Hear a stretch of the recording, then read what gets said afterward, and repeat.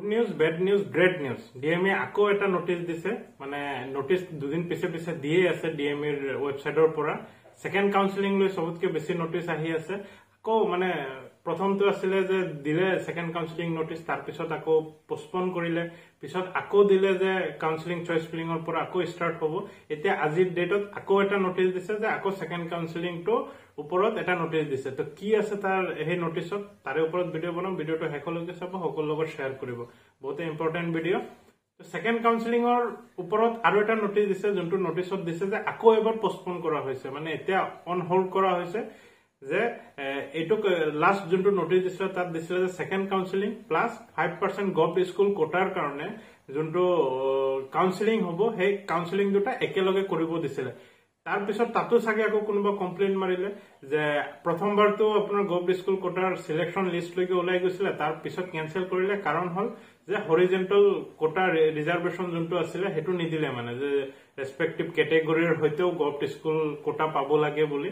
তো সেইটোৰ কাৰণে পোষ্টপন কৰাৰ পিছত আকৌ ছেকেণ্ড কাউন্সেলিঙৰ লগতে দিছিলে, কিন্তু এতিয়া আকৌ নটিচ দিছে যে ছেকেণ্ড কাউন্সেলিংটো পোষ্টপন হৈ গ'ল। এতিয়া গভ স্কুল কোটা যোনটো আছে সেইটোৰ কাৰণে 5 অক্টোবৰ, মানে অহাকালি, আজিতো 4 অক্টোবৰ হয়, অহাকালি আপোনাৰ 5 অক্টোবৰত সেইটোৰ কাৰণে কাউন্সেলিং হ'ব, যোনটো নেকি অফলাইন হ'ব।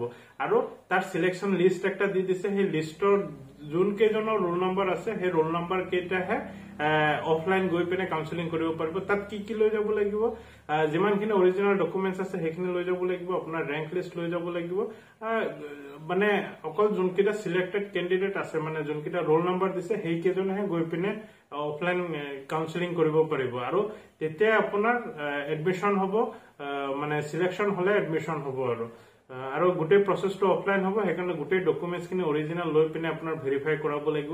যোনটো কলেজত বা স্কুলত পঢ়িছিলে, গভ স্কুলত, সেইখিনি ডকুমেণ্টছটো যোনখিনি ভেৰিফাই কৰাইছিলে, যে চিগনেচাৰ কৰাইছিলে, সেইখিনিও লগত লৈ যাব লাগিব। এ টু জেড যিমান ডকুমেণ্টছ আছে চব লগত লৈ যাব, এটাও বাদ নিদিব।